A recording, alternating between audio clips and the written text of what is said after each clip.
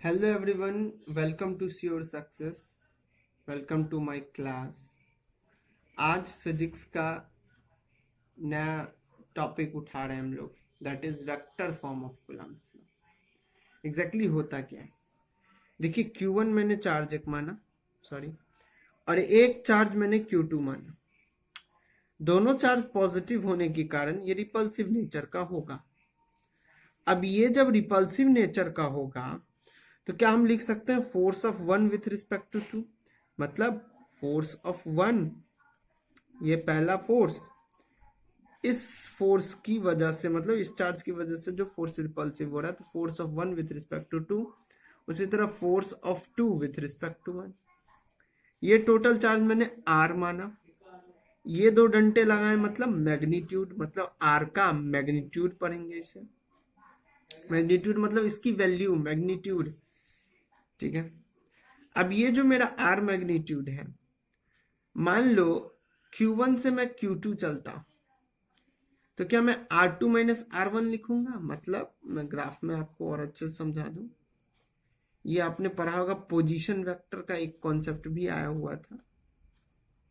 जैसे मान लो ये जो पॉइंट है, तो मान लो हम यहाँ ओरिजिन से यहाँ चले और एक पॉइंट यहाँ चले, थोड़ा ड्राइंग थोड़ा टेढ़ा हो गया, एडजस्ट कर लेना भाई। मान लो एक R1 था, एक मेरा R2 था, तो इस दोनों के पॉइंट के बीच का डिस्प्लेसमेंट R2 माइनस R1, और ये टोटल कितना R है, जिसका मैंने मैग्नीट्यूड माना। बात आ गई। उसी तरह R, जब मैं Q2 से Q1 चलूंगा तो R1 माइनस R2 लिखूंगा। अब कुलम्ब्स लॉ का जो आप फॉर्मूला जानते हैं वो होता है K Q1 Q2 upon R square. अब अगर कुलम्ब्स लॉ का फॉर्मूला, सॉरी यहाँ वेक्टर नहीं होगा, अभी वेक्टर फॉर्म नहीं लिख रहे हैं, तो अगर मैं लिखूंगा vector form, vector form the force of one with respect to two, अब क्या लिखोगे? एक तो लिखोगे K Q1 Q2 upon R square.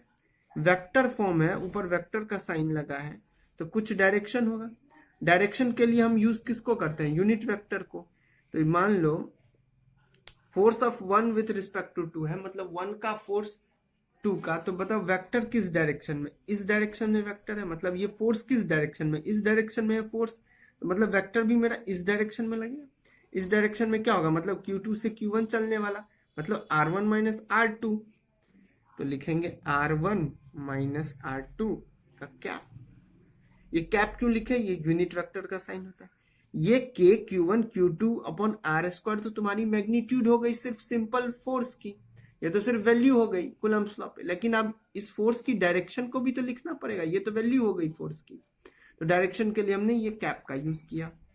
तो क्या लिखोगे? Force one with respect to two आप लिखोगे K Q1 Q2 अपॉन ये R जो है, क्या R को R1 माइनस R2 लिख सकते हैं? क्यों? क्योंकि यही तो है टोटल पूरा R डिस्टेंस है ना, अभी अभी समझा।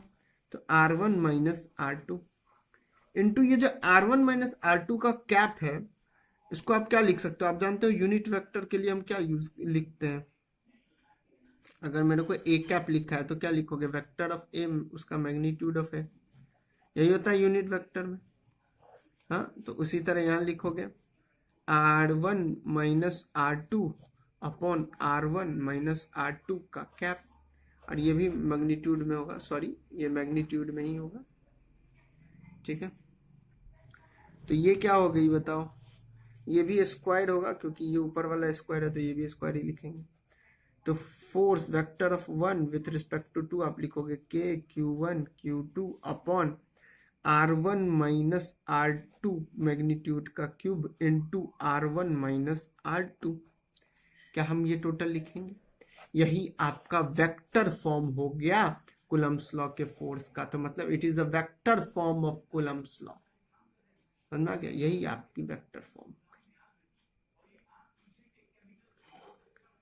एक तो ये वेक्टर हो गई, हमने देखा, सुनिए, एक तो ये वेक्टर हो गई जो कि इस डायरेक्शन में, एक फोर्स तो इस डायरेक्शन में भी है ना, तो इस फोर्स का भी तो वेक्टर फॉर्म लिखना पड़ेगा, तो मतलब वेक्टर इस डायरेक्शन में हो गई। तो सेम तरीका यूज करके, ये जो मैंने तरीका यूज किया, अब सेम तरीका यूज करते क्या, force of two with respect to one लिख सकते हो, बिल्कुल लिख सकते हो। अब बात, थैंक यू सो मच। फिर हम अगले क्लास में मिलेंगे। अगले क्लास में हम कुछ और लिमिटेशंस पढ़ेंगे कुलम्स लॉ के और प्रिंसिपल्स ऑफ सुपरपोजिशन, फिर न्यूमेरिकल करेंगे। तब तक के लिए श्योर सक्सेस को सब्सक्राइब करके रखें, हमारे साथ कंटिन्यू रहें। Like, share and subscribe to the channel. Thank you so much.